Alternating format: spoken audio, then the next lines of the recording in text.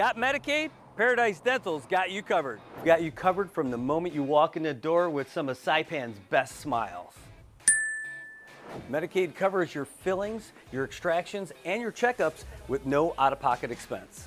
And Medicaid covers all of your x-rays without any additional cost to you. So remember, if you've got Medicaid, you're covered. Don't wait for a toothache. Call Paradise Dental today. Come here often.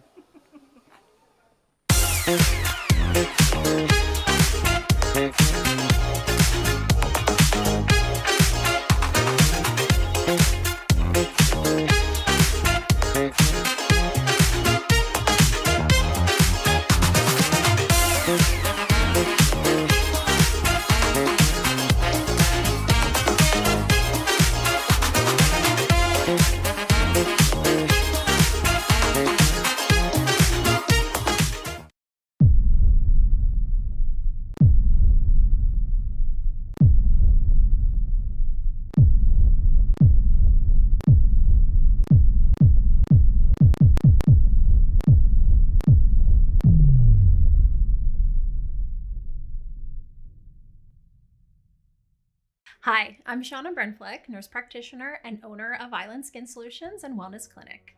We are Saipan's only medical spa offering a wide range of services to meet your unique skincare goals. We offer exclusive medical grade skincare products that can only be purchased from a licensed medical professional. We also have the CNMI's only master esthetician who offers new patient consultations that include a mini facial tailored to your needs. Schedule your consultation today to get started on your skincare journey.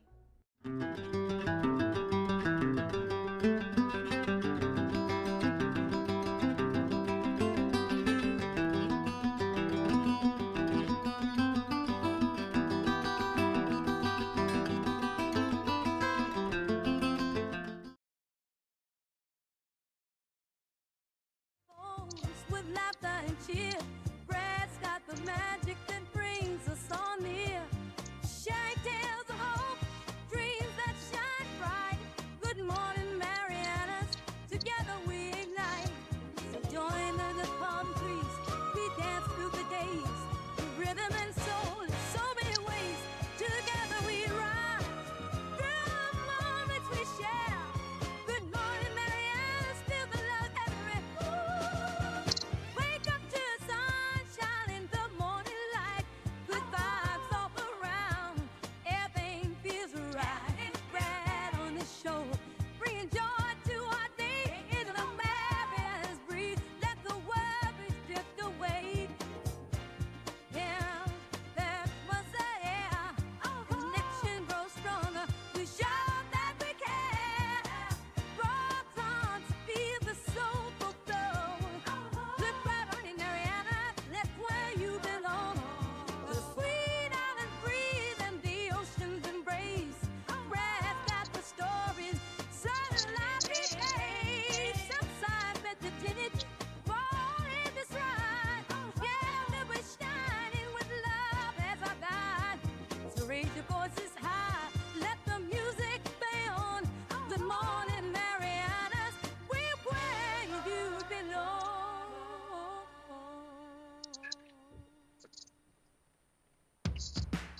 Good morning, Marianas. I'm going to knock Landon out of his chair with that one. Good morning, everybody. Thanks for tuning in. It is absolutely Wednesday. It's Hump Day, Marianas. It is August 13th, and we are ready to rock. It is the morning time, and we are getting ready to morning shine. We've got a lot to get to today. We're going to talk to you, Louis, so we're going to talk about that baseball game a little bit later. What? He's going to call? Yes, I am. We are going to call. Hey, this is a special edition of Good Morning Marianas because we're bringing it to you in Nerdovision. Ooh, that's right. That's what you get with these glasses today. I just decided to go for them. They finally got here in the mail. I wanted to bust them out. Once in a while, I look a little bit smarter when I'm wearing the glasses. That's what they tell me. They also tell me, Brad, you're not fooling anybody. We know the deal.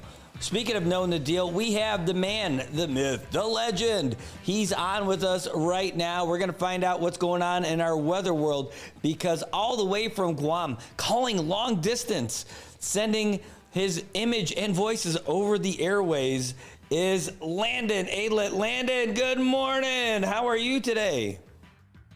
Good morning, Brad. Good morning, CNMI. How are y'all doing? I'm doing well. We're doing okay. I got to raise up your volume a little bit. Hey, it's great to see you. We got your press release the other day, and we're going to talk about all that stuff in just a little bit. But, what's going on with our world in terms of weather these days? Yeah, there was quite a bit of weather up there yesterday. Let me lower my screen just a little bit. There you go. So now we have the CNMI up there in the crosshairs. Yeah, we had a lot of showers and thunderstorms bouncing around Saipan and Tinian yesterday. Later in the day, it was toward Rota, and then we had some showers near Guam. But is there a storm out there, a typhoon?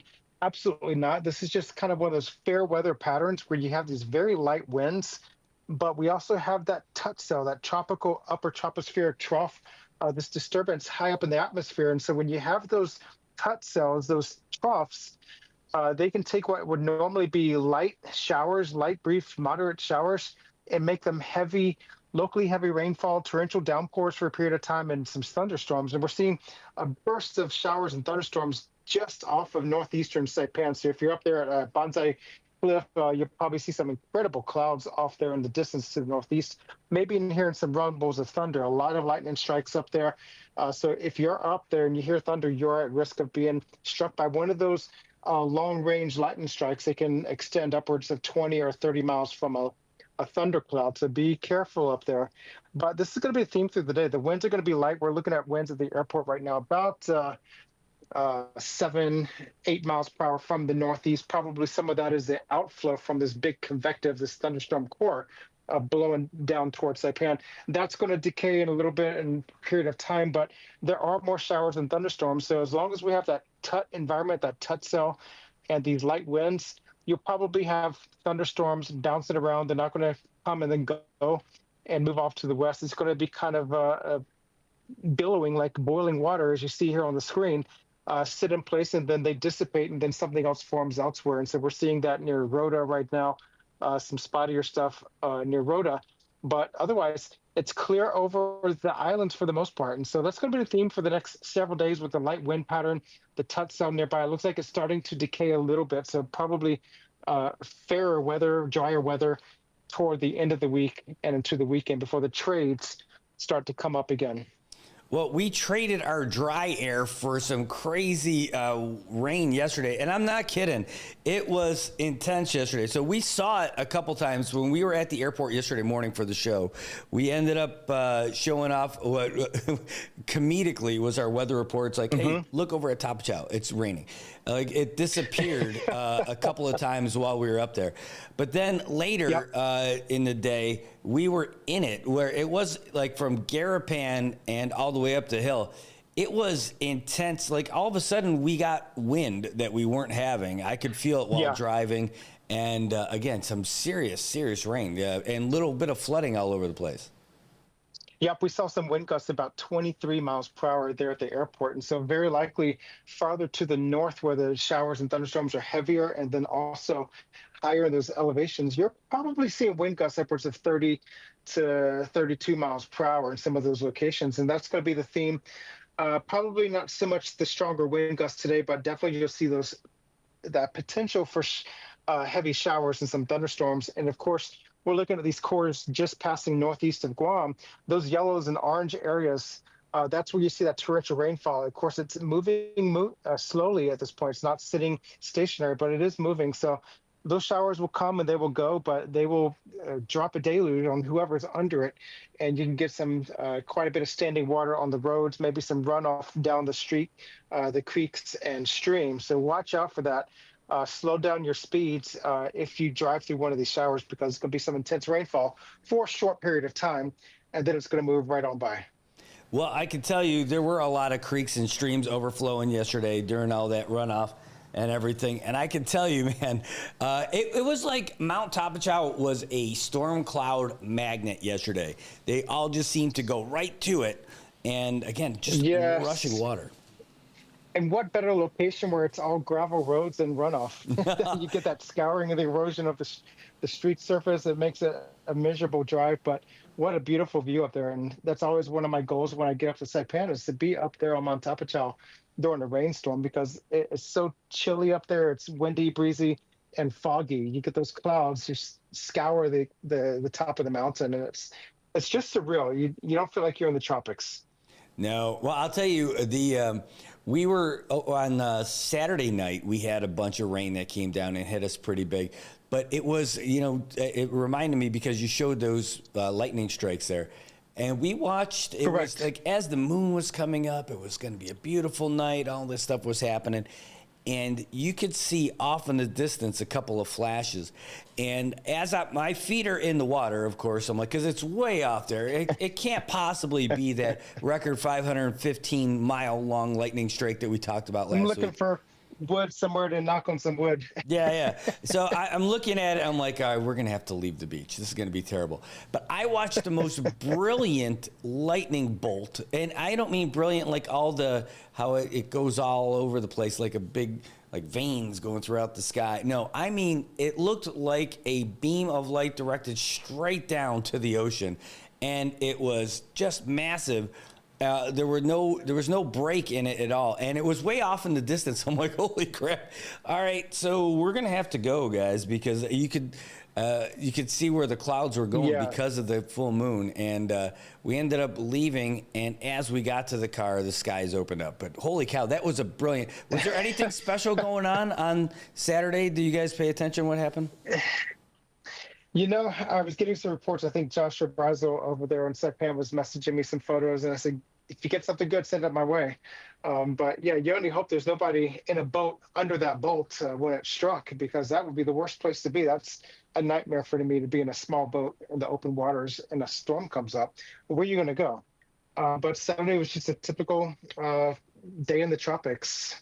Well, I'm telling you, it was not like ooh, that was pretty cool. No, it was such a big bolt of lightning. I can't. And the clouds were also not very high off the water, off in that spot, but it was pretty impressive. All right, it looks like yes. Is this the storm that went through us? Definitely keep thunder in mind. Yeah, this is a storm that came through our region last week. Podul, what was Tropical Depression 16W, then Tropical Storm Podul. It is still spinning out there. It feels like it's been a month since it originated in our region, but now it's making its approach to Taiwan. So if you're traveling to Taiwan, do check your flights and weather conditions in Taiwan and Taipei, because it's going to be making its pass through there. This is the latest bulletin from 7 o'clock this morning. It is now a Category 2 typhoon with maximum winds of 100 miles per hour. I think this is the strongest typhoon in the West Pacific we've had this year. The tropical cyclone activity has been incredibly lackluster as far as intensities, which is not entirely a bad thing, but to have had no major typhoons this year so far, that's kind of surprising. So this is a Category 2 typhoon. It's going to be making its pass through Taiwan today. It looks like southern and central Taiwan. We're going to be having a nasty day over there for southern half of Taiwan. Flooding rains, flash floods likely. We're going to probably be seeing a lot of headlines come out of Taiwan over the next several days with major impacts and flash flooding where there are very steep mountainous terrain and across much of Taiwan. It's going to be a big problem over there as the thing passes through, and then likely into mainland China as a much weaker tropical system where it's going to meet its eventual demise. So that's where we are in the region. Otherwise, there's no tropical cyclone threats in the whole West Pacific. We do have a weak circulation sitting just east of the Mariana Islands. Let me switch over to the satellite picture. Right over there near 150 Eats, this is just a very broad, weak circulation.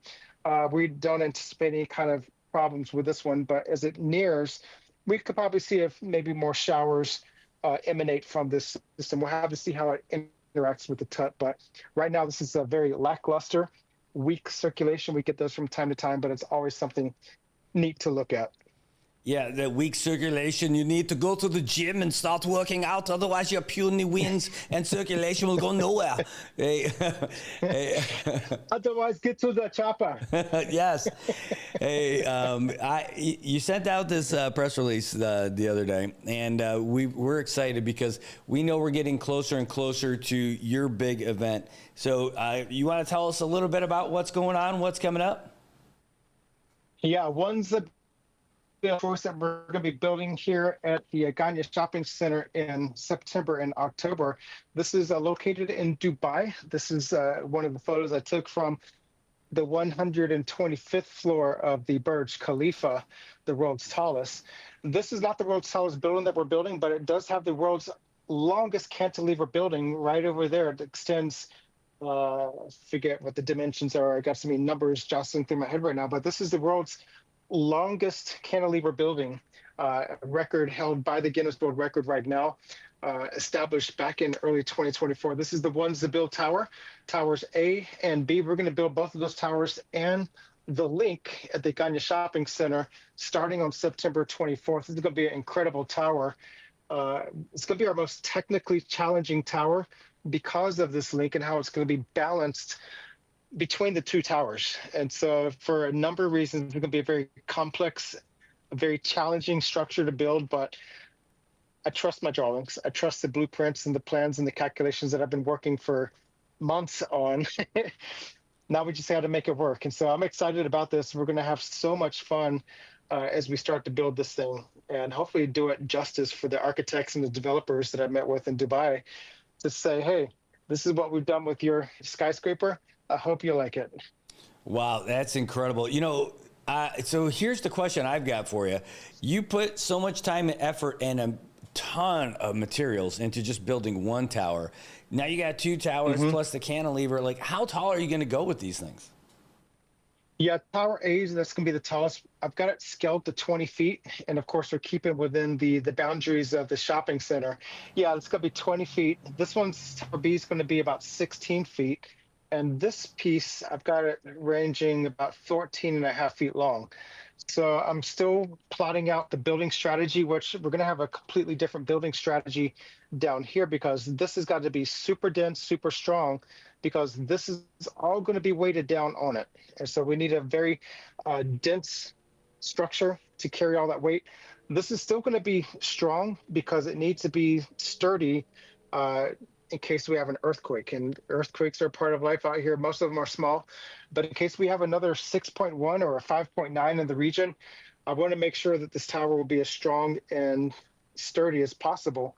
But we're going to probably have to sacrifice blocks out of the top sections, one, to maintain its weight to keep this balanced, but also to conserve blocks because we may not have the inventory to build what will essentially be, doing the math, 36 feet of tower, probably about 40 feet of tower when you add this in, if you're in a single structure. So it's going to be a lot of blocks.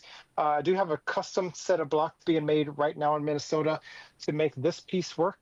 I need to get some new logs to make that work properly. So my guy in Minnesota is making those now, and he's going to ship those over, and then we'll wing it. We did a small test in my house a couple weekends ago. We had KUAM over there filming some of the test build. I think I got what I need to make it work. We did this test build right there. I think I can make it work. I'll know for sure when I get both towers and we get them fixated so that they're speaking to each other as far as the notching pattern. And then we'll do the balancing act and pray that it works. I asked the architects in Dubai, I said, did y'all lose hair over this project? And they told me that the lead architect has a full head of white hair now for this project. Well, this one looks like it's... I can believe it. I didn't even think about it really till now looking at this. First of all, that other picture you just had on right before this was even cooler because it's a picture of the model, but in the background is the actual building. Yeah, that's the actual building in the background. We're on the 29th floor of the Nikken Seikei headquarters in Dubai. And so they're headquartered in Tokyo, Japan, but they have satellite offices all around the globe, especially in China, Dubai, Korea, and I think a couple of other countries. But this is the One Zabil Tower in the background, and the link right about there, it's 100 meters up into the air. My link will be about 6.5 feet up into the air based on my scales and calculations. But what a beautiful office they have there and overlooking the prized One Zabil Tower. Well, for you, it's going to be harder too. I mean, like, at least they can weld things. With you, I'm thinking of like, all right, so I know how you could balance a little bit in my head, my internal architect, the building itself can hold up that structure from each side of it, right? You can have some longer logs that come out, and then it'll rest on there. But the thing is, that thing is so long in between them. The question is, how are you gonna how long is your longest block gonna be for the part that shoots out so far? Yeah, I'm going to be working with a variety of 10-foot beams. I got 2 by 2 inches, 2 by 2 inch beams. They're going to be ranging from 4, 6, 8, and 10 feet to make this work. Plus, I might have some of those beams going through the tower to form the arms. But as I received a veiled challenge from the architect to make it as seamless as possible, it looks like the building's not even attached. I'm trying to figure out how I can replicate that, because I do want to do this tower as much justice architecturally and art-wise to make it seamless. It's going to be hard to make it one smooth plane like that for a number of reasons, but I'm going to try my best, and I might have to pull some tricks out of my sleeves, but we'll see what happens. And maybe some of these custom logs will help me achieve that. Wow, that's going to be amazing. Yeah, I would imagine that would involve some rather not standard cuts on some not standard logs to make that work. Yeah. You know, these look incredible illuminated from the inside. I didn't even think about that. I know you did some really cool lights with your other projects, but holy cow, I can't imagine. Yeah, we're going to be lighting this up. We're going to probably spin upwards of 10,000 LED lights through the towers on the inside and outside, especially the link here. Will we have a highway running through our towers? We might try to replicate that somehow, because yes, they actually have a highway going right between the two towers. And so I did walk under the highway at one point during my tour. Will we have a swimming pool on top of our link? Probably not our version. We might have a bottle of water up there. That works great.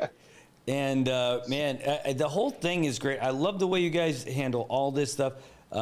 And so you're going to put this in the same footprint of where you were last time for the Taipei 101? Correct. That's going to be right there in the center piece. But you remember there was that inner and the outer perimeter circle in the center court. Right. We're going to likely fill the entire perimeter, because it's going to be a much larger footprint. Again, this is going to be about 14 and a half feet long from end to end of the link.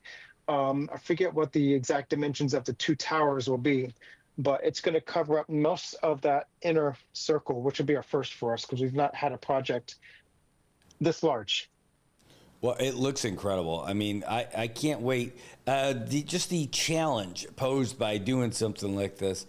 This is going to be massive. All right, now here's the part that everybody's really curious about. All this other stuff sounds great.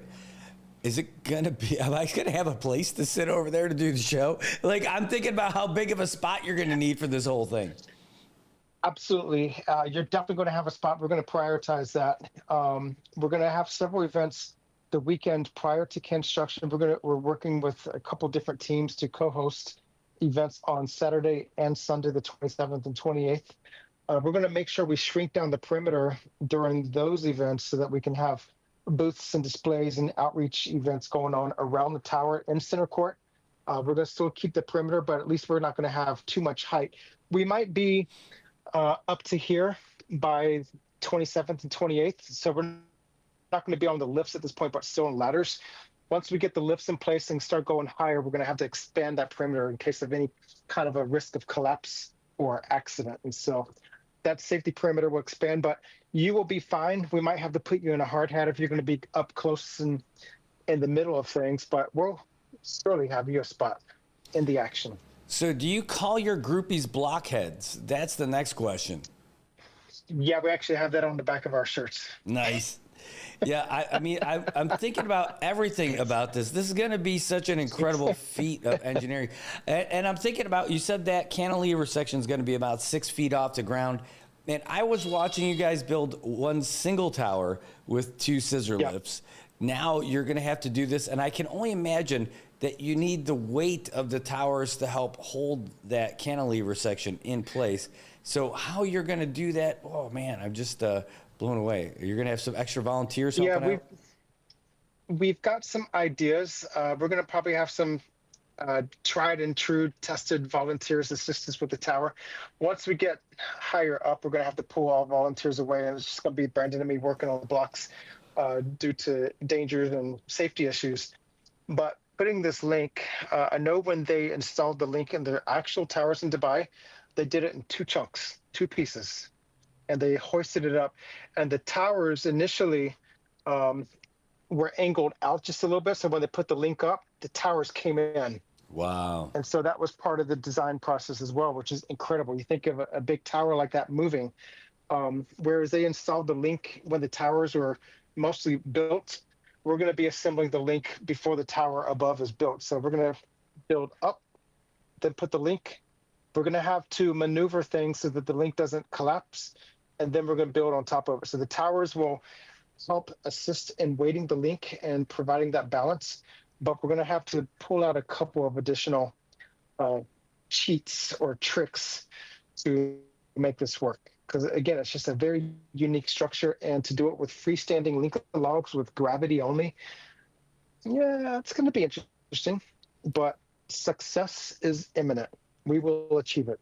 Maybe some extra heavy, durable Lincoln logs that are made out of, I don't know, tungsten or something. I don't know.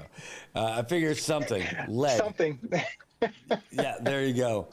Well, we do have these server weights. I think we got them from somebody cleaning out an office. So they're about that big around, but they're flat. So that's going to be perfect. We're going to probably put those on some of the arms and then build up around and over those. But those weights will help us balance that link. So as the blocks over here, we'll put the weights over here, and that's going to balance it until we can build the structure on top of it. Then we can pull the weights away.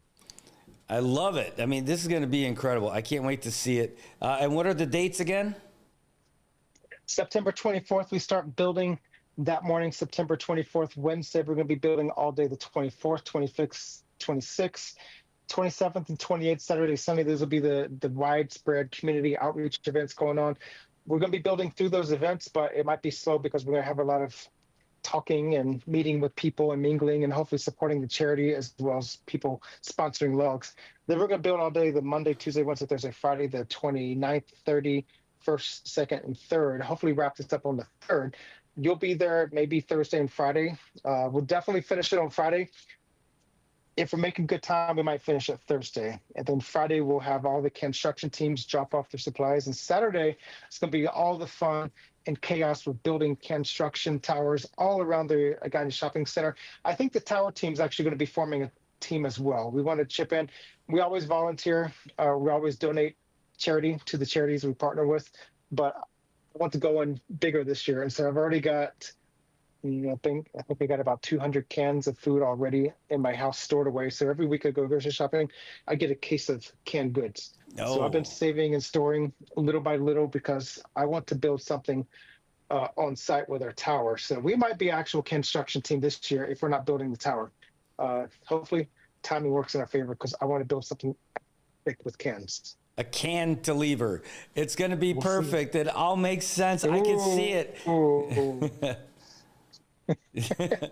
I can see it. It's coming together. It's coming together. I'm really excited for it.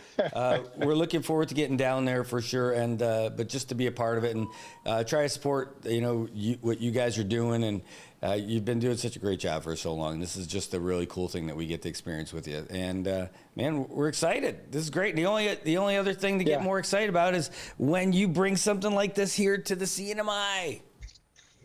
Yes, I really want to talk about how we can do this, probably not the 100,000 blocks, but something smaller.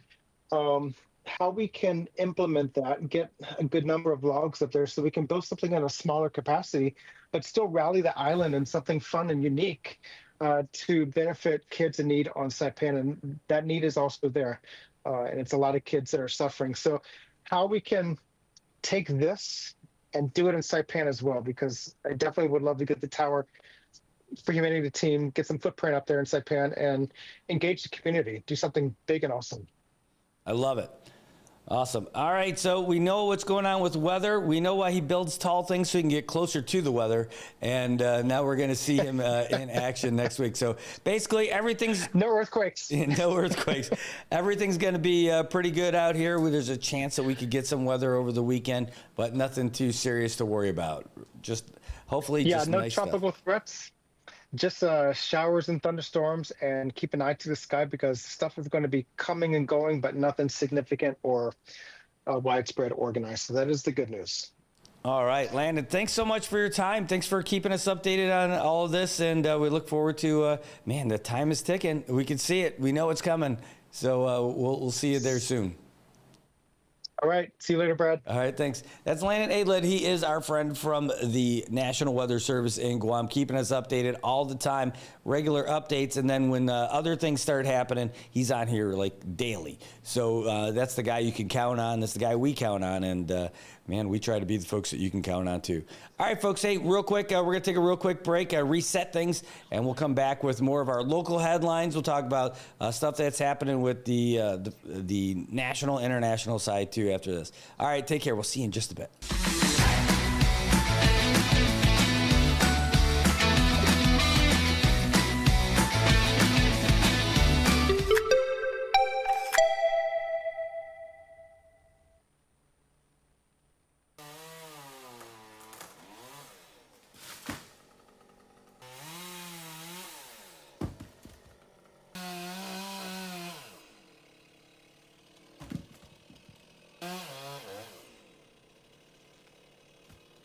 Got Medicaid? Paradise Dental's got you covered. We've got you covered from the moment you walk in the door with some of Saipan's best smiles. Medicaid covers your fillings, your extractions, and your checkups with no out-of-pocket expense. And Medicaid covers all of your x-rays without any additional cost to you. So remember, if you've got Medicaid, you're covered. Don't wait for a toothache. Call Paradise Dental today. Come here often.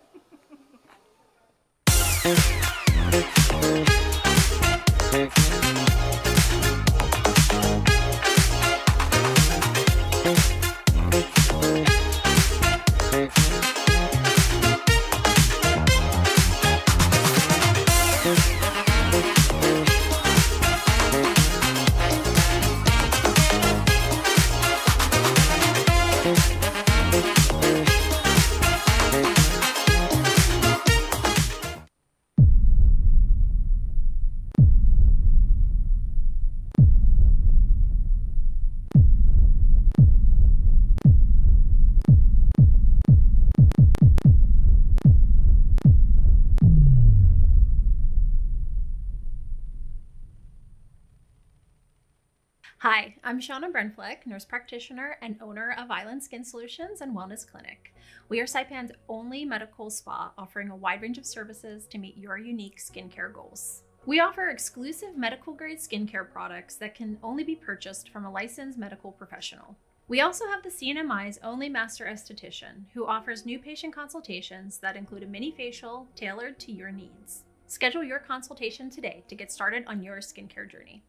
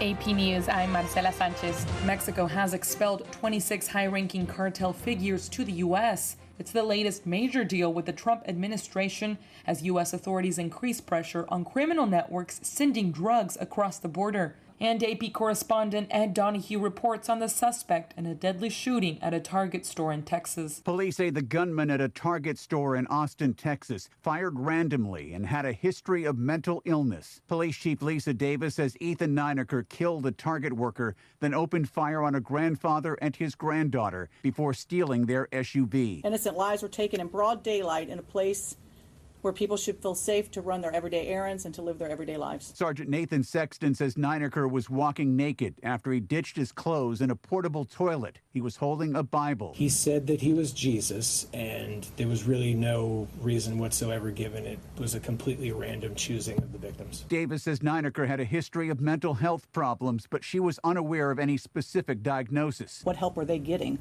when you're dealing with someone with these issues? Where does someone with this capacity to do this get a weapon? Audio from KVUE. Court records show Nineker had a history of arrest for domestic violence and assault. I'm Ed Donahue. YouTube has begun testing a new age verification system in the U.S. It'll rely on artificial intelligence to differentiate between adults and minors based on the kind of videos users have been watching. If the system flags a viewer is under 18, YouTube will set restrictions that the site has already used to prevent minors from watching videos deemed inappropriate for that age. And Danielle Spencer, who played the wisecracking and tattling little sister Dee Thomas on the 1970s sitcom What's Happening, has died at the age of 60 after a years-long battle with cancer.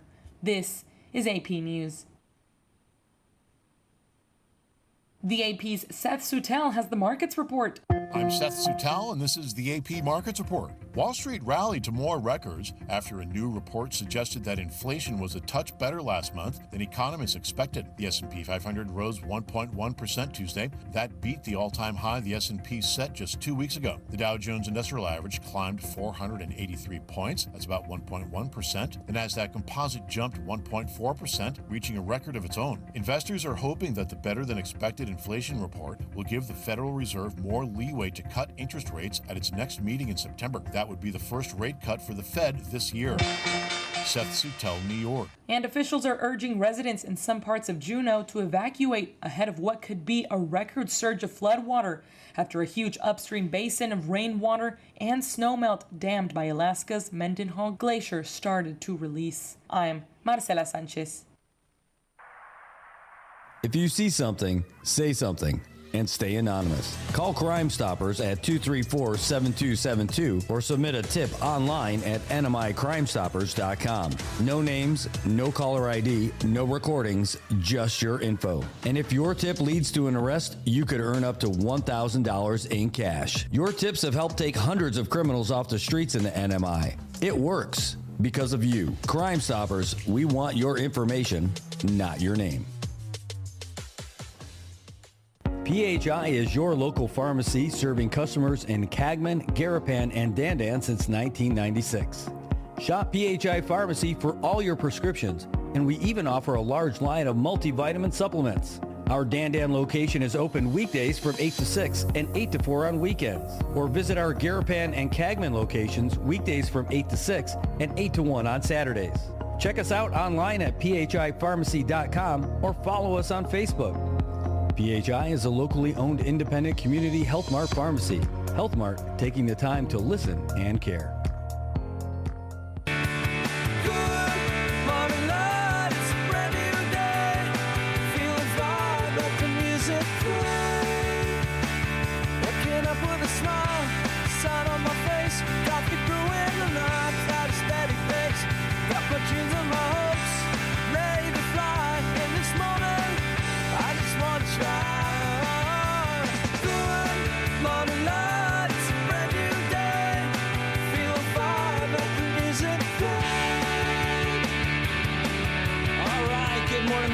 Welcome back. It is 8:14 on this Wednesday morning here in sunny Saipan. 82 degrees outside. Humidity is dropping. It is 79% humidity outside. That means it's pretty good out here. It could be really worse. It'll feel a little bit more muggy, but right now it's not so bad. And no, it's actually pretty good, and we got to love this. All right, so anyway, let's talk about what we do have going on out here. And we're looking at having some, like Landon said, scattered showers and thunderstorms in the morning, but after that, it should be really nice. Winds out of the east, going to be light, nice and calm, can't beat it at all. Tomorrow, though, it's going to be even better. It's going to be mostly sunny with a high near 87 tomorrow, so good things. And if you're on your way to work, well, hey, you got a better job than us because you don't have to get there until quite a bit later. But for us, in the meantime, we got more. Oh no, I set the boat one up there. It's all right. We'll get you on there. We're gonna show you what's going on with that. First, though, let's do this. We're gonna take you a look at traffic and show you around Saipan because right now it's not too bad at all. That is your quick look at traffic right now. You've got all the way from bottom of Capitol Hill to the tennis courts in Garapan along Middle Road. It is a little bit busy. Not too shabby, though. And everywhere else looks pretty good. It only slows down when you get over by the old AK intersection. And you can see that, no, it's just pretty minor. It's actually pretty good. Folks are making their way over there to Beach Road, but by the intersection that matters, at the place where connections matter, it's a little bit slow as folks are trying to make their way to and from and through the busiest intersection in Saipan for sure. It's not the easiest, but it's not too bad. It's a little bit slow. So if you're trying to make your way over by the I-T&E intersection at Middle Road and Chelo Monsignor Guerrero, it's going to be a little slow. So don't get too excited. It'll clear up soon. It will, just like the weather. It only took a little while. As you're making your way through Chalakitza, it's a little bit slow as well. All the way up past the college. And then, but the back road is where it's at. For some reason, there's a little bit of a delay over there by San Vicente School. I know they're not open yet, but it definitely is slow over there. Maybe a little bit of a headache going on over there. Hopefully nobody's got any issues going on, and hopefully it's just a matter of like a bus slowing down or something, but really nothing going on. Even the Rodeo Drive area of Isa Drive is fine. When you go by Capitol Market, Sarah Market, and Zenu Market, it's all good. And get past my favorite hamburger joint, Ina's Kitchen. They have all kinds of great food there too. It's not just hamburgers, but it's a great spot to be. Anyway, all the way down Middle Road that we told you it was a little bit slow, but just a little bit slow. It's not bad. There's way worse things going out there, but you don't have to drive it. You could go with Transit CNMI. That's right. You go over with Transit CNMI and your life becomes easier magically. And a touch of a button. All you have to do is hop on. You only got to pay $2 to get to anywhere you want to go on their line. That's each way, of course. If you want to get back, you got to pay for that too. You can't get free stuff these days, and nobody's going to give it to you. But I'll tell you what they will give you. They'll give you a discount if you're a student, veteran, active duty military, Manamco, or if you've got a disability, you're getting half off. That's right, $1 wherever you go on the Blue Line. And that is the best way to go. I'm telling you, it's money. Well, you're gonna save you money. Oh man, I keep showing you guys the main boat thing over here. But what we're gonna show you first though, is you're able to find out where the bus is in Saipan. You're actually able to find it just because that's what they do on the website. In fact, it's really easy to use, as I'm telling you here. We're going to show you that boat again. That's so funny. But right now, you can see the northbound bus is over there by Paseo de Marianas. Southbound is over there by the college. They are moving around, and you're able to find out where you need to be. If you're sitting there waiting for a bus, you're like, where's it going to be? Well, it's right there. They show you where it is, and they've got 2 buses that aren't in service right now. They're hanging out just in case something were to happen with the bus over there. They've got it on. They've got them ready to go and ready to help you. That's how you know that these guys are definitely taking care of you. All right, now let's try this again. I keep sending you guys the other spot where we were going to talk about the boat. I was going to talk about the boat. I totally want to talk about it. This is about the fun and frolic going out there in the ocean. All right, are you ready for it for real this time? We'll go to the, well, I'll throw the boat thing on there again. This happened just the other day as a Chinese warship smashed into the Chinese Coast Guard. True story. They're chasing around the Filipinos in the Philippines waters. That's right. The Chinese have already taken a couple of islands away from the Philippines, and the Philippines are trying to deal with patrolling their waters. They're being harassed by the Chinese Coast Guard and the Chinese military. If this is something that you're just hearing about now, I can tell you it's been happening for years. This goes where the Chinese, the People's Republic of China, the bad guys, they're the ones who are out there taking islands from folks and claiming it as theirs. Well, that's what happened over there. The funny part about this, and it is funny because they said that nobody was killed in it. Maybe some people got hurt, but that I would file under, that's what you get. They were trying to harass the Philippine Coast Guard, who was out there just patrolling their waters. And they get harassed by these Chinese Coast Guard and the Chinese Navy. The destroyer came in there, literally became a destroyer, smashed in Chinese ship, smashed into a Chinese ship. Yikes. Yeah, and you can count on the real accurate news and reporting from Chinese news agencies. They said, actually, it was done on purpose because we did not like how pointy the ship looked. We just wanted it to be more flat. No, they didn't say that. But that is, this footage, by the way, is taken from the crew on the Philippines Coast Guard ship. So that's it. Anyway, it's just wild what's going on out there. I don't know. I see. All they do, they say mean things to each other on the radio. I think you could definitely get your point across. Just sink it. I mean, literally. What, do you want a war? No. Everybody's out there flexing like they got something. I say just sink a ship, and that's it. That'll take care of it. You're not going to fight a whole war over it. You're going to send more folks out there? Fine. But I'm telling you, all you got to do is just do it for real. Give China a good punch on the nose by sinking their Coast Guard ships and see what happens. They're not going to go to war with the Philippines, and because the Philippines is one of the few places in the world that is a true ally of the United States. And what does that mean? That means like a full-on alliance where if somebody attacks the Philippines, the United States is supposed to take it as an attack on the United States and full-on fight. So I say sink them.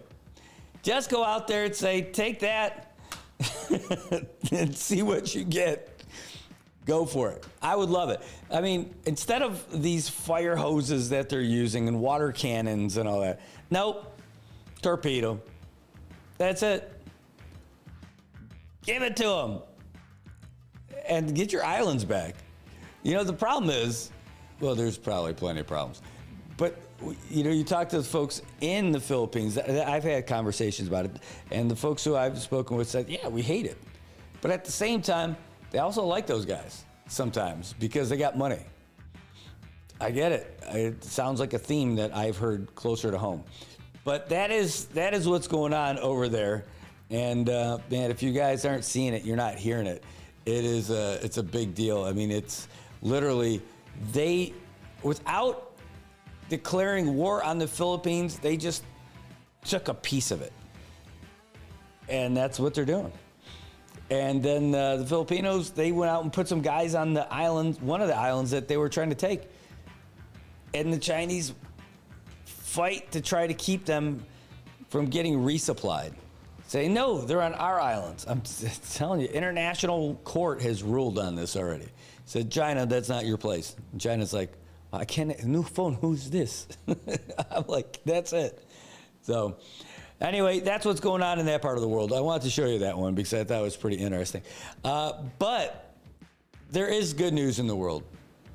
And the good news is that the NMI is on a win. Well, I wouldn't say a streak, but the NMI scored a big win the other day. The ladies soccer team, the U20s, that means it's 20 and below, went to Uzbekistan. That's one of the stands out there in Asia. And they were playing against some titans out there. They played against some big nations. And they ended up scoring a win over Bahrain, a place where I have been. And man, they won 3-0. And it was great. We posted the highlights yesterday, but we're going to show them for you here real quick. So I wanted to let you see our ladies in action. This is just the highlights of the goals and the end of the game. Here you go. yetib keldi, to'p yo'qotildi. Shimoliy Mariana orollari vakillalaridan hujum ko'ramiz. Keytlin, wow, qanday reyd, birga bir chiqib boryapti, gol ursa, darvozabonni ham aldab o'tdi va Bruno do'stlar, ajoyib. Olqishlash kerak bu golni albatta. Yon tomondan tashlaydi hozir Castro.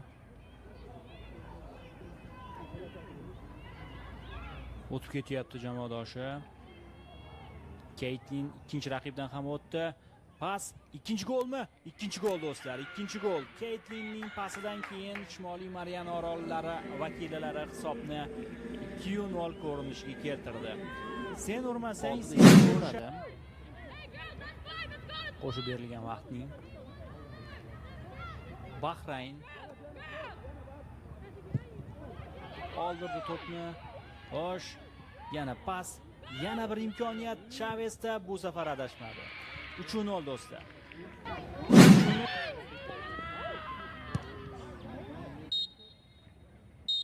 Gol do'stlar. O'yin yakunlanyapti. Shimoliy Mariana orollari vakillalari 3-0 hisobda uchrashuvni g'alaba bilan yakunladi. Bu turnir ham yakunlandi. Yeah, those highlights were great. They were really something. I mean, we'll play it with a little bit of a commentary on it real quick. But what's great to see about this, you watch the move. So, like, taking advantage, getting the ball in space, and all of a sudden she goes through 3 players. That's Caitlin Chavez. She's the team captain, the striker, gets past them, makes a quick move again, says, no, I'm not using the left foot, and kapow. She puts it in the bottom of the net. The second goal came from Summer Marahane, and off of a throw-in. And again, Caitlin Chavez in the mix, the captain. She's going to get the ball running down the left-hand side. She's got to take a shoulder. Boom. She's like, your shoulder's not big enough. She's going to dish it over to the center. She finds Summer. Summer puts it in the far corner. Kapow. And then we're up 2-0. But that second goal, there's about an hour in between those 2 goals. No kidding. And then the last one came after they had just straight up won down the Bahrain team. Because watch this. We steal the ball from them on defense. They're tired. They're out of it. Bam. And instead of going for herself, she nutmegs, gets the ball over to Caitlin. Caitlin buries it, and that was it. And next thing you know, we hear the 3 whistles to end the game. And the NMI ladies scoring a win. Now, they finished the tournament 1-2, and they did great. They represented the Marianas well. They represented our whole region really well out there in that U20 Cup. So they're not going to advance, but hey, that's a massive win. An AFC, this is not an East Asian Football Federation thing. This is a top-level tournament that they advanced in, and man, just massive. A great win for our ladies out there, and a lot of that's conditioning, smart passing, and all that. How about that for a nutmeg assist right there? That was just awesome. If you want to watch those highlights again, you can check them out on our page on the NMI News Service, and it's up there. We posted it last night before we got out of here. And, you know, by the way, we're going to be launching the website I don't even think it's going to be a week. If it's not the weekend, maybe Monday. But the website is good to go. There's just 1 or 2 little coding things that they want to fix to make it even better. And you guys will be able to watch all this stuff there. Hey, and if you are watching this, maybe you're watching this on YouTube. Maybe you're watching it on Facebook. Maybe you don't have any of that stuff, but maybe you're watching it on YouTube. You're going to be able to watch our live feeds wherever we are in the world. and whatever we're doing. You're going to be able to watch it on our website. It's nminewsservice.com. If you try to get on it right now, you're not going to be able to see anything because you need a password. And we're not giving you the password yet. But it's not going to be password protected when we launch it to everybody because it's almost done. But you're going to be able to watch this show or any other show wherever we are, whenever we go live. It'll be there on the website too. So don't worry about it, whether it's Facebook, whether it's YouTube. It is going to be there live, and you'll be able to see it no matter what. And it'll be a really cool archive for everything too. Let's see what we got. Dun, dun, dun. Oh, nice. Just seeing some of the messages being sent our way that we're going to check out in a little bit. But man, there's all kinds of stuff happening that we're excited about. And some of the stuff here locally, we can get into as well. I mean, some of our top stories, we didn't talk about it at the yesterday, but we did meet him. Yesterday was a different show because we did it remotely when all the artifacts were coming back to Saipan from Hawaii, which was really cool to be there. And while we were there, we got some chance interviews just because we were there. We ended up seeing Clyde Narita, who was just appointed as new special advisor for governor. And, we also learned he's a big Seahawks fan, if you didn't know, when we were talking about, you gotta be a Bills fan. Come on. We were talking with the governor before that, who told us that he is a 49ers and a Chiefs fan too. So we got time to work on him. But we got to hear from Clyde Narita himself, who's taken on that role for free. He's getting paid $0.00. He's a retiree. And you know how it is, you're not able to double dip and all that. So, you figure that his salary or his retirement must be better than the salary that they could pay. But the other thing is, then why would you do it? Why would you take that role? You know why? Because he cares about what's going on here in the Commonwealth. And it's not like it's a new relationship that just happened out of the blue. Over the past couple of years, even before the election and then everything, these are a group of people who count on each other throughout the year anyway. And they can talk about policies and talk about what they're doing for the Marianas. And you can see it on all the posts and everything like that they make. And this is just another opportunity for our governor to have people that he trusts to be in that inner circle to help him out with where they're going and going forward. Extra ears on the ground, extra way to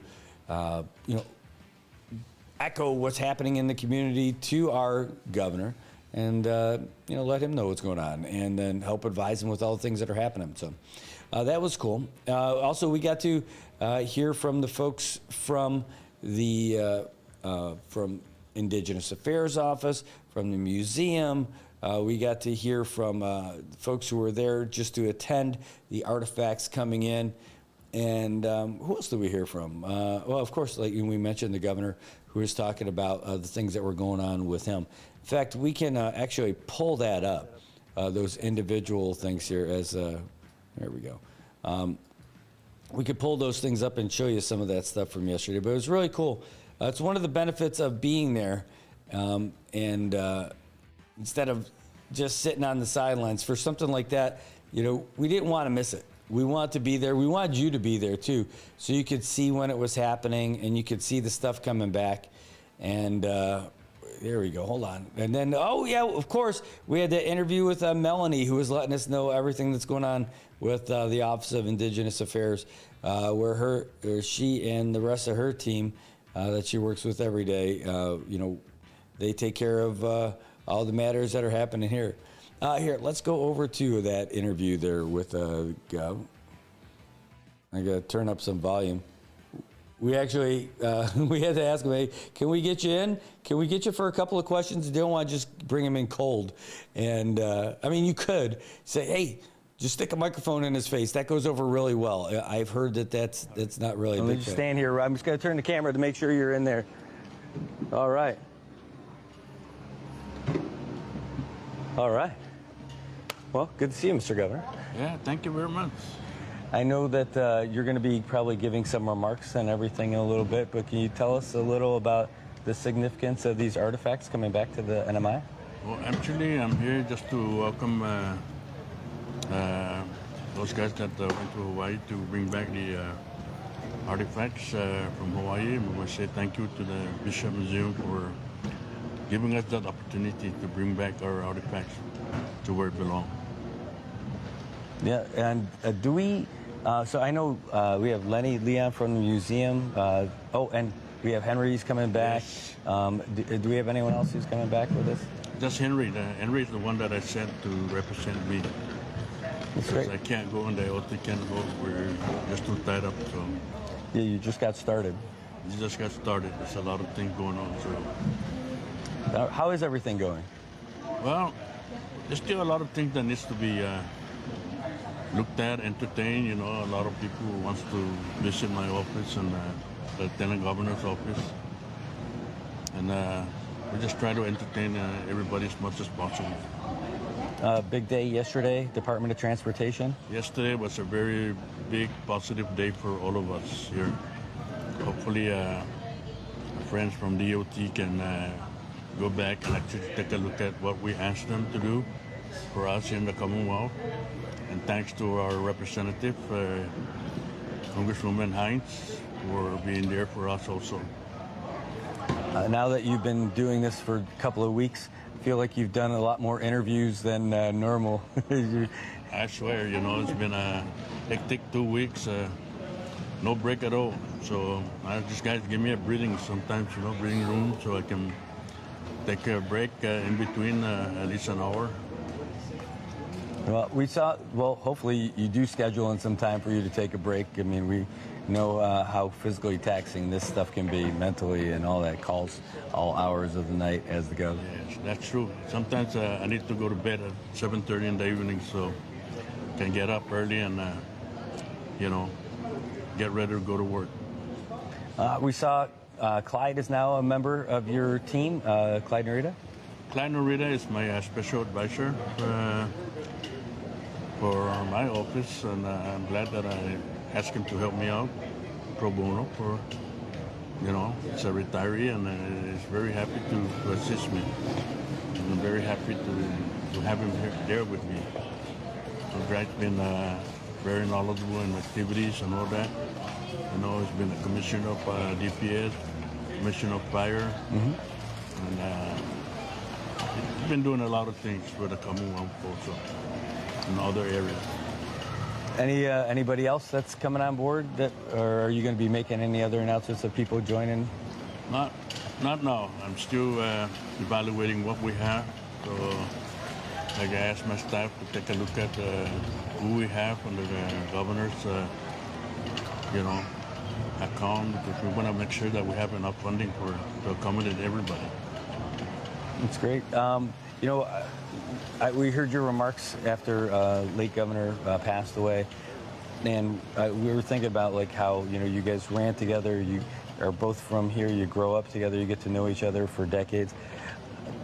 Now you're starting with somebody that you know from Rota, but anything? How's the relationship going with you guys and working together? Well, I had a one-on-one with the lieutenant governor, and you know, I asked him to just let's work together for the betterment of our Commonwealth and our people here in the Commonwealth. And that's the agenda. We're going to work in every way possible that we can make sure that our people are taken care of. Anything else you'd want to tell everybody? Just say good morning. We're looking forward to a better future for all of us here in the Commonwealth. Thank you very much. Thanks. Oh, wait, football season's coming up. Are you a football fan, Mr. Governor? Of course. Who's your team? My team actually is Kansas City Chiefs. Oh, gosh, that We're hurts. 49ers, but you know, that's my son's team because he was born in San Francisco. Yeah. All right, well, they're coming up. They should have a good season this year. Yeah. All We'll right. see. All right. Okay. Thanks, Mr. Governor. Thank you. Appreciate Yeah. it. Okay. All right, All so right, you heard it. that was with the Gov, and broke my heart a little bit being a Chiefs fan. It's okay. There's nothing wrong with being a Chiefs fan. Being a Chiefs fan is fine. It's okay. I like the Chiefs. I'm not anti-Chiefs, but I'm more of a Bills fan, of course, because I grew up with them. I can't help it. You're issued your Bills fan card the moment that you're bored. It's funny. Clyde Narita was walking up right after, and he said, "Let's go Seahawks." We got him on there, too, so we'll hear from him. I know you're busy. Can you say hi to everybody real quick? We're live right now. Good morning, Cinema, and good morning, Marianas. Ooh, well, let me turn it so people can get us in there. All right, there you go. So you're a Seahawks fan? Yep, definitely. Or Chargers, one of the two. Yeah. Both should have a good season this year. Yeah, but my real boss at the house is a 49ers, so yeah, you see the adversity right there? The interdivisional stuff. Oh, yeah, big time, big time. Hey, so I know you're going to be going and working. We're just kind of stealing him for a quick second before he moves on. But how's it feel to be in this new spot? I mean, that's a big deal. Well, the governor Aptang asked me to help his administration, as well as Lieutenant Governor Mendola. So definitely, with what's going on, and especially with the transition that's happening, the quick transition that's happening. The untimely death of our late Governor Palacios, I said, I'm willing to come in and help out and so forth. So here I am. Yeah. Well, it's kind of cool to see it because it's like you guys have known each other for a long time, and then even when you're not working there, like over the past couple of years, you see the social media posts you guys having like coffee or something. So Yeah. it's like it's a good trusted relationship that you can count on somebody with you. Yes, and with Governor Aptang, we were both in the House of Representatives in the 14th legislature, so we have history, as well with him being the mayor for a long time, and me being at the DPS and with fire. So we've got that working relationship, and most high respect for the mayor, for Governor Apatang, and what he's accomplished. And he's got probably a year and a half on this term to finish up.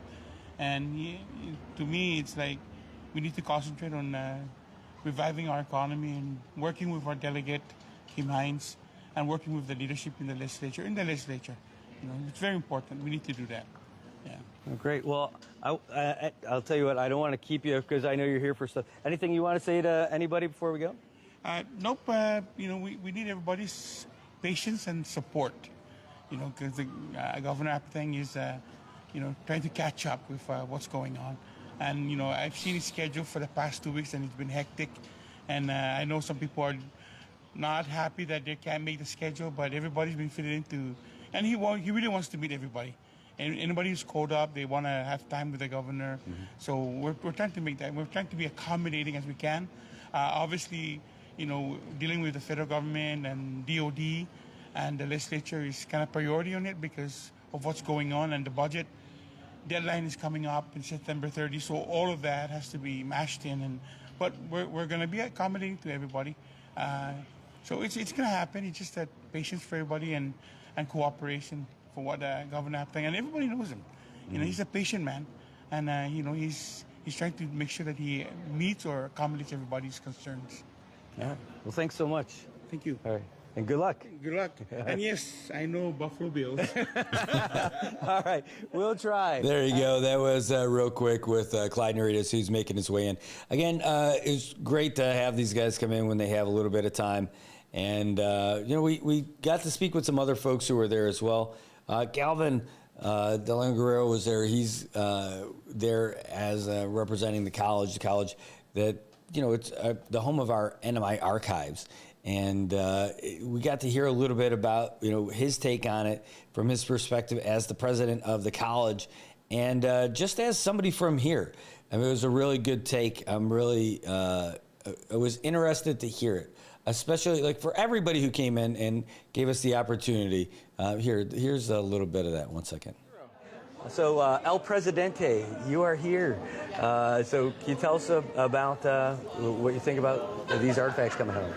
Well, this is, not only are these artifacts returning home, this is us returning to our heritage. You know, our history is our heritage, and what a proud day for the Marianas, what a proud day for our people to be able to welcome home such integral parts of our history. And I'm just, you know, at the college, we're proud to be home to the CNMI archives, and we're proud to be home to scholarship that really promotes a deeper understanding of our history. And this is going to help in so many ways. I look forward to all the amazing discoveries that current students and future students are going to make by going through these artifacts and processing them and debating them. This is a great day for the Marianas.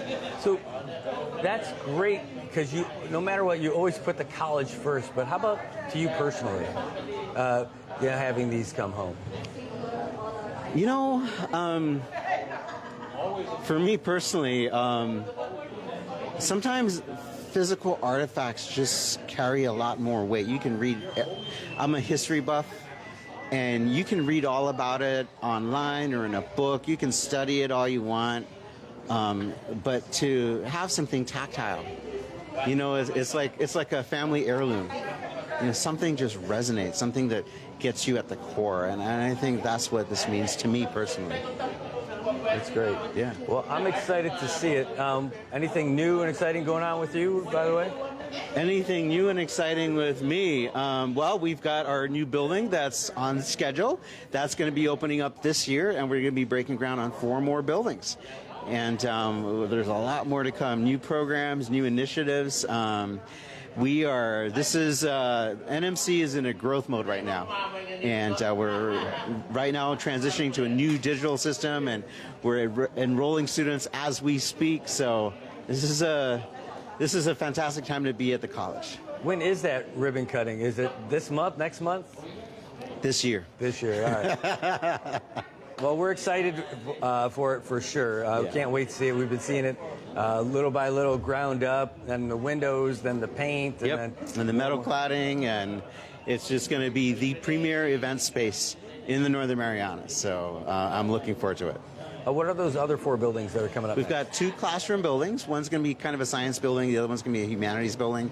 We've got a workforce development training center that's going to house our nursing program, our School of Business, our Small Business Development Center, our Center for Training and Innovation. Then we've got a research building that's going to house CREASE and be able to elevate our research capacity beyond what's available currently in the Marianas. So all the things that we need to currently send off to Hawaii, we're going to be able to do right here on Saipan. And you mentioned the archives, which I think is really amazing that you guys are housing them. But can you talk about, like, what are some of the items that you have there and the significance of having that at the college? You know, the really cool thing, and a lot of people don't realize this, is we have the original covenant housed in the CNMI archives. That's incredible. We have the original pen that was used by President Ford signing, you know, the covenant. So it's there. That's like having the U.S. Constitution. We have that at the college in the CNMI archives. And we have a lot of other cool stuff. We've got old records. We've got old newspapers that go back to the 70s. So it's just a great place for researchers and scholars and, you know, anyone that's interested in learning more about our history. How does that kind of an awesome responsibility make its way to the college? It's really kind of cool. Well, the college has always been a home for great research and scholarship, and so it makes sense. You know, it's we take pride in the fact that we are pioneers in studying who we are and where we've come from, and what better way to do that than through the CNMI archives. Awesome. Well, I know you didn't come here today just to talk to me. So anything you'd like to say to everybody before you go off and get ready to do other Anything I'd stuff? like to say today? Oh my gosh, you're catching me off guard. You know, for all our challenges, the Marianas is a beautiful place. And yeah, the economy could be better. A lot of things could be better, but this is home. And while there might be some people that are leaving the island, and we're here at the airport where people are returning to the island. And I've always said that, you know, anyone that calls the Marianas home and makes it their home, I celebrate that. I remember after Typhoon Chaba, I was going for my daily run along the beach pathway, and I noticed all these trees that fell down. And the only trees that remained standing were the ones with the deepest roots. And so I like to say that after a storm, only the trees with the deepest roots remain standing. And anyone that plants their roots here and stays here, that's a beautiful thing. And that's what makes the Northern Marianas the greatest place in the world to live. That's awesome. Thank you so much. Thank you. All right. And again, so we just got lucky catching all these different folks who were there. I mean, they were all there for the same purpose, to see these artifacts come back home to this part of the world after spending the better part of the last 100 years in Hawaii at the Prince Museum or the Bishop Museum.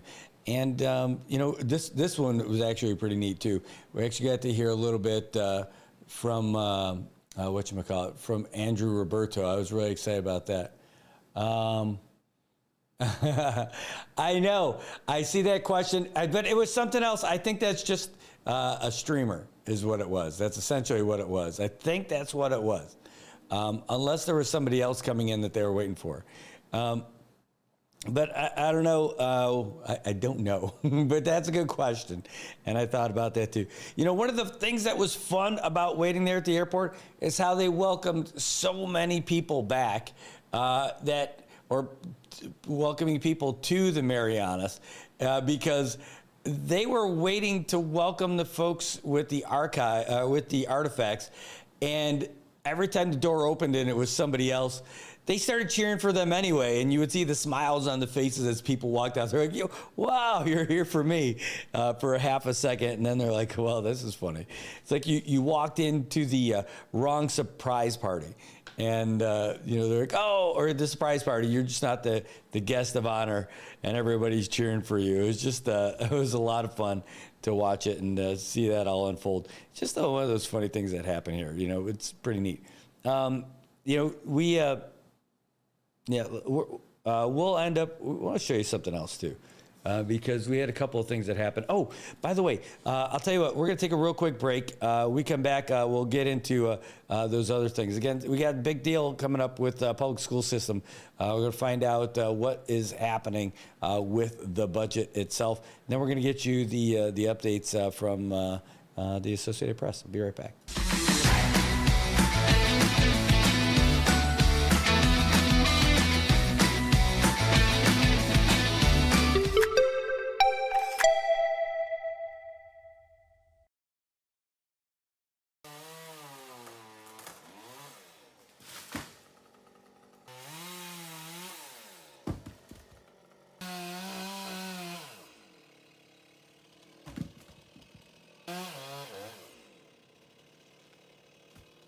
Got Medicaid? Paradise Dental's got you covered. We've got you covered from the moment you walk in the door with some of Saipan's best smiles.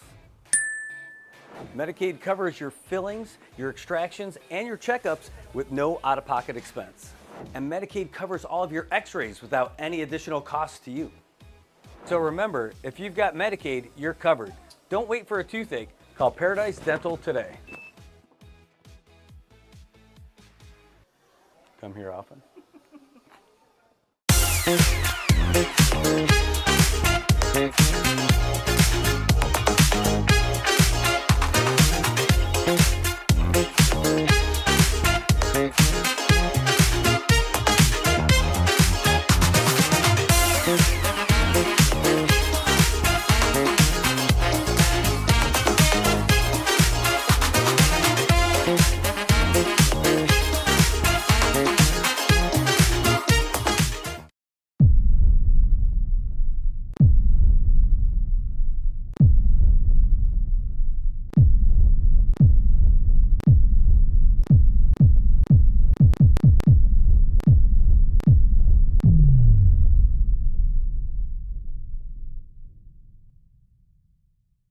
Hi, I'm Shauna Brenfleck, nurse practitioner and owner of Island Skin Solutions and Wellness Clinic.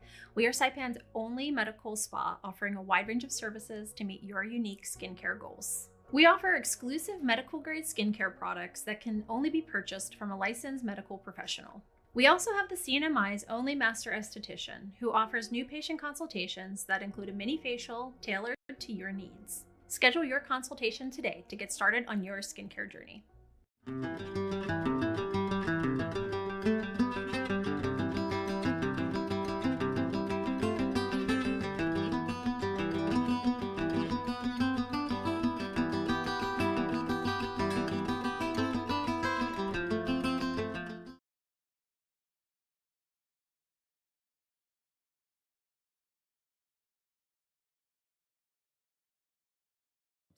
Say something and stay anonymous. Call Crime Stoppers at 234-7272 or submit a tip online at nmicrimestoppers.com. No names, no caller ID, no recordings, just your info. And if your tip leads to an arrest, you could earn up to $1,000 in cash. Your tips have helped take hundreds of criminals off the streets in the NMI. It works because of you. Crime Stoppers, we want your information, not your name. PHI is your local pharmacy serving customers in Cagman, Garapan, and Dandan since 1996.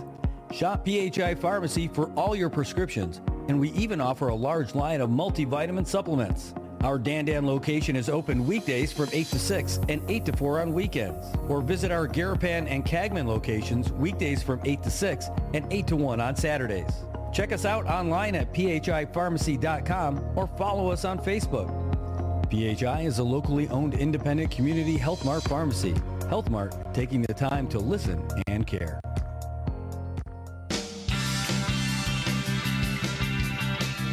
All right, good morning, Marianas. Welcome back. It is 5 minutes away from the top of the hour. We need to take a break because we have been nonstop, not breaking.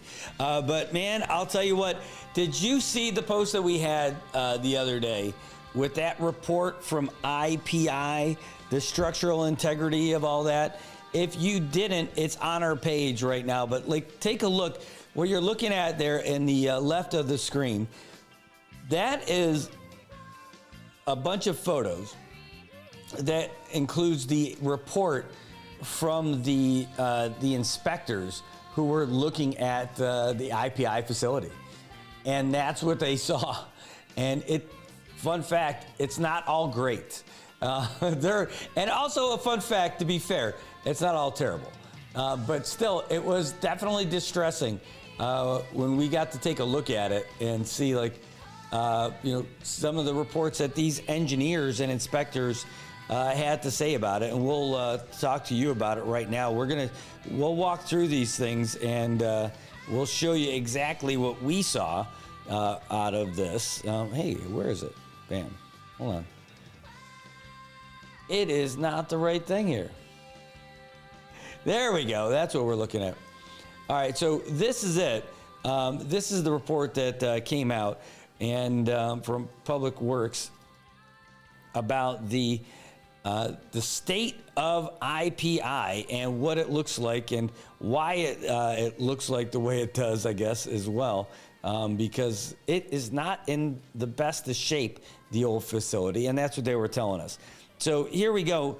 It says that it's not all great. And this is from the inspector, the team that went out to check it out. And they sent it to Yvonne Tenorio, the acting building official for Public Works. It says, hey, on April 21st, so this is a few months ago, they went out and did a site inspection of IPI to get some perspective on like what's going on with the whole thing. It said the areas of inspection are broken down into 4 sections to make it easier. The main lobby and casino area, which is the stuff up front, the basement floor, and the third. The second category is the basement floor. The third is the north and east wing VIP rooms, the fancy one that's closest to the beach. Not sure what the fourth ones. Those are. The fourth section is the main structure, that gigantic tower that looks unfinished and all that other stuff. So here we go. Here's in a nutshell. They said that the main casino and the lobby area, they said, all right, the main lobby and the casino area is still in good condition with only a few areas that are of minor concern. Includes indications of leaks and mold buildup in some areas in the ceiling of the main casino floor. There's also signs of dilapidation in the smaller gaming rooms that includes ceiling panels coming off and signs of termite infestation. Holy cow, there's definitely some termite infestation. It almost looks like a scene out of Resident Evil. The 2 main staircases of the main lobby that lead to nowhere, it says that lead to the second level, have some damaged ceramic tiles A few cracks on them have broken off and all that. All right. The basement floor is where things start to look a little sketch. It says the basement level did reveal some concerns with structural integrity of the building. In the boiler room, we noted that some of the columns were cracked or spalling, which is consistent with rebar expanding due to corrosion. There were also cracks in some areas on the basement floor. The ceiling in the boiler rooms also revealed extensive rust buildup on the corrugated tin and the metal brackets that are used to secure the water, sewer, and sprinkler system pipes. Several pipes in this room are also leaking and severely corroded. The kitchen seating area for the staff is in good condition. However, the cooking and storage areas are in poor condition due to the lack of maintenance and signs of rat infestation. Of course, there's nobody there. I mean, that's why. They just happen to creep in, find a home over there. All right, now here's the VIP section. They have fancy spot. It says the north and east wing have completed construction and were previously open for business with a conditional occupancy permit. The section has a separate lobby and back of the house are still in good condition. The second and third floors of the VIP rooms are also in good condition. Overall, that whole VIP section, the north and east wing, are pretty much in good shape with just a few concerns. They include signs of termite infestation in the wood paneling and some of the doors in the lobby area, and then the second and third floor as well. There's also a few leaks in certain isolated locations on the like on penetrations, but not many. It says the indoor swimming pools that are located in every VIP room have damaged ceramic tiles, and some tiles are missing on the walls or have fallen off. However, the damage, not extensive. So the VIP rooms, pretty good. All right, we got that going for us. How about the main structure? The Tower of Doom. Let's find out. It says the main structure is the section of this building that was still under construction prior to the closure of the establishment. It extends from the second floor above the main casino through the 14th floor and is relatively unfinished. On the northeast staircase, prior to reaching the third floor, we noticed that there was some spalling on the concrete walls. Though not many, it may be of some concern. Throughout the main structure on every level, there were signs of rust and corrosion on the metal structures, with some just starting and others in advanced stages, as you'll see in the attached photos that we have compiled. We're going to show you guys these here in just a second. On the east or ocean side of the main structure, almost all the floors, with the exception of the third and fourth floor, is unprotected and exposed to the natural elements at all times. This is in part due to the unfinished installation of the glass walls on that side of the structure that act as barriers to prevent wind and rain from entering the building. Not great stuff, right? Well, here's the final note from the inspector, Ignacio Santos. He's the trade specialist and building inspection supervisor. He says, as a final note, I'd like to point out that this structure or building is in its present condition, notwithstanding natural disasters, does not pose an immediate danger to the surrounding neighbors or the general public as well. However, if IPI continues to neglect providing maintenance to the finished areas and the construction of the main structure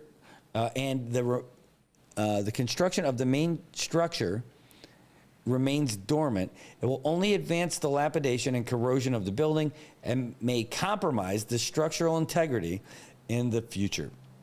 As for the status of the high volume air conditioning system, the fire alarm, and the sprinkler system, it is difficult to determine due to the fact that the building has been without power and these systems have not been in use for some time now. Should you have any questions or require any blah, blah, blah, blah, blah. All right, so that's what you end up getting. And then it gets to the actual photos of what it really looks like in there. I know we showed you that slideshow, but you can see this is what they were talking about with the signs of that leaking and everything up there on the ceiling, and mold buildup in a bunch of spots. That's not something that you want, but it's there for sure. And you can see these handheld notes, which are great. This is like the VIP room. You look at the ceiling, it doesn't look all that great. So ceiling panels are starting to come off and some of the dilapidation. By the way, not the best photos, but remember, there's no power in this building. Anything that you're seeing with the light is from their own flash. Here's the main lobby. Remember those stairs that go up to nowhere? Well, look at them breaking away right there. And you wonder How is it breaking away? Nobody's been walking up those stairs. It goes to the construction of that building. It's that tofu construction they talk about. It says damaged ceramic tiles on the main staircase leading to the second level. All right. East wing hallway, signs of mold buildup due to the moisture. And you can just see the mold building up and coming up underneath. Look at all that stuff on the ground. Look at the coloring of that marble and all that. And you're going to start to see some of the wood stuff with the termites here in just a little bit. And here's signs of termite infestation. You've seen that. If you have a house in Saipan or you've seen any building in Saipan, you know that termites are not friends to wood. Well, you can see it right there, how it's probably that paper to the touch right there. And you can see it looking a little nasty. There's a door coming up that looks really bad. Is this it? Oh, look at that. Look at all, so wooden doors and wooden door frames. And that is all that that VIP room. But take a look at that. Like all that termite stuff was they're crawling out, making their little tunnels to get to the next place and everything. Just nastiness. All right. What else do we have? North wing stuff. This, you think that looks like leaks? Yeah, that looks like stuff inside of a cave with like stalactites and stalagmites. But that's inside the piping of the building. It is not good. They knocked, see all that rubble down there at the bottom? That's stuff that they knocked off. It was like that all the way down. The building's not that old, folks. To see that kind of nastiness inside there, it is kind of disheartening. And then they get to the basement. This is where they said they had the most issues. And look at the cracking on these walls. They said that that's consistent with corrosion from the rebar that's inside. So it's rotting from with inside and expanding. Are there ways to fix that? Yeah, I'm sure. But that's where it is right now. And that's, yeah, that's what he said. It's in the basement of the building. You go down a little bit more. Here's some more of the basement. That's the floor slab cracking. Is that from drainage? Is that from settling? You know, just not good. And again, the poor lighting is because there's no lighting in there. That is just from the flashlight that they have. Here's another basement floor slab cracking and everything like that from the settling. We've heard about them being underwater at some points. Here's some of the rust buildup that you saw. Like, you know, they did this, the corrugated tin in between the floors and all that stuff. Just look at that. You can see that there's some of that insulation sprayed on there, but it was not really well done and certainly not complete all the way through. And, you know, then there's leaks in the pipes that aren't even being used. Look at that corrosion. I mean, that looks like the Statue of Liberty color green right there. I mean, like, if you're not even using them and they're leaking, you know, what kind of materials were they using when they put this thing together? Just awful, right? Here's the ceiling tiles falling apart. Where is this? This is in the kitchen area where they talked about it not being too bad, but they said there's definitely signs of rats moving in. Yeah, I understand that. The support brackets, these things aren't super heavy duty anyway, so they're talking about those corroding. So, I mean, that's just it. That's just what happens. These are all things that are exposed. What else? Here's but more of the structural stuff. That's concrete spalling. That's where it starts splitting because of the rebar starting to corrode and expand because of the corrosion. And it says that's from the east side stairs. And the concrete's breaking away from the main structure. And concrete more, this is more of the spalling on the shear wall. And I mean, look at that, the big cracks. I mean, yikes. You'd be unhappy if that was your house. Again, here's more cracks on the walls. And from spalling, they're saying the same thing because of the rusting of the rebar. This doesn't look good either. What did they call this? Yeah. More concrete breaking away from the structure because of that spalling. All right. And they've got a lot of them. Here's a close-up of some of those cracks. You know, it looks like, just look at how, that's not minor. That's pretty nasty looking. Like the level of engineering and construction that went into it does not look good. Okay, here, let's keep going and check out some of this other stuff. These are some of the main like support beams and all that. It says right here, metal steel frame beams connected inside the concrete wall shows massive rust corrosion and concrete hairline cracks. So that is some serious corrosion going on those I-beams. Again, we're looking at this. This is the report of IPI's engineering report from the inspectors. And that's at least on the window side. You're able to see where the metal parts in there have become corroded as well. And because it's all there, it's all exposed. Here's some more of it facing out. This looks like it's facing north. Just because of where you can see the ocean. I can't tell exactly what to say. Metal beams are starting to rust in multiple areas. And I mean, you're looking up there, those are the support beams, steel I-beams that are in there. There's a close-up of some of them. It says metal sheet frames starting to rust in multiple areas. That's on the 4th floor, so it's the main structure. Let's keep going. More, you're looking at close-ups of that corrosion right there. Columns, beams, metal frames due to the nature, the exposure to oxygen, water that cause rust and corrosion again.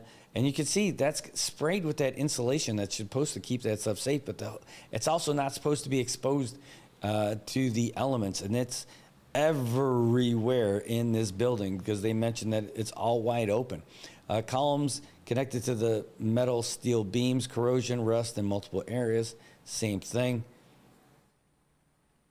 Yeah, I mean, it looks like a bridge that's like 80 or 90 years old.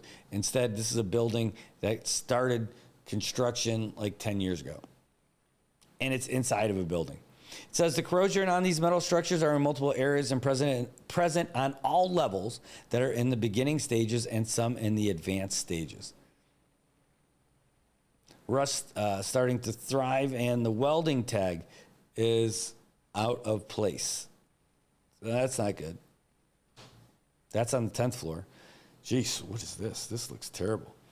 It says the floor slab, massive rust, damaged materials on level 10. I mean, what the heck is that? That's the floor? Jeez. What is going on inside that building? No wonder. This goes to the rumors that we hear about what that building looks like on the inside. Here's floor number 12. I mean, look at that. It's not just rusted. I mean, you're just watching parts of it flick away. Advanced stages of corrosion there. I think this is floor 13, they said. More corrosion on the beams. 13th floor again. They're showing more of it. It says, these are the metal brackets welded to the metal beams that hold the exterior facade to this structure. Some areas are showing signs of corrosion, but most of them are intact. Okay, so that's good. And this is the top floor, the 14th floor. And, the view up here would be amazing were it not for this. And it says level 14, as you can see, the materials are no longer safe to be used. Everything that they've got in there, all that framing stuff. So that is the actual report from the inspectors. Oh, here's another view of it. You look, I mean, some of it's even like chipping away and rusted. Again, it'd be a great view from Saipan up there if you felt even safe being up there in the first place. So, I mean, that's it. I mean, that's what we've got. Yeah, take that.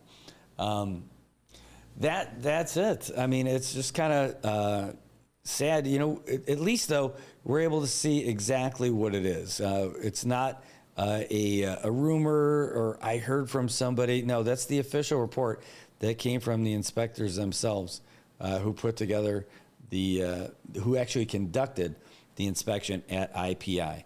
And that report was signed off by, again, Ignacio Santos, Trade Specialist 1, Building Inspector and Supervisor over there at DPW.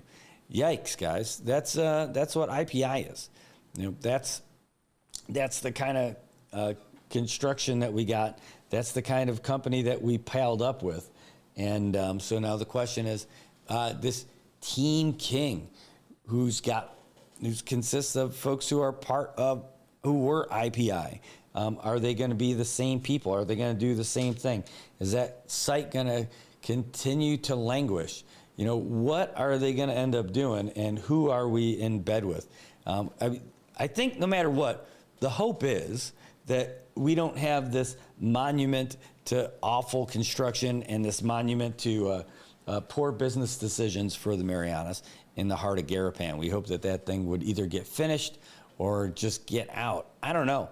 But hopefully it just doesn't become like the Plume Area Resort up north, you know, where that thing is just sitting there doing nothing for, well, I mean, since I've been here. Like, in fact, when I first got here, there were people who were there. There were people who were actually in the facility and living there and all that stuff. But it's at least 20 years since that place has been pretty empty. Tamara says, is the Crystal Dragon still in there? Yes, both of them. They're both still in there. They didn't say anything about rusting for that. Crystal Dragon's still in play. I'm telling you, it is cool. You could actually, take them down, put them over at the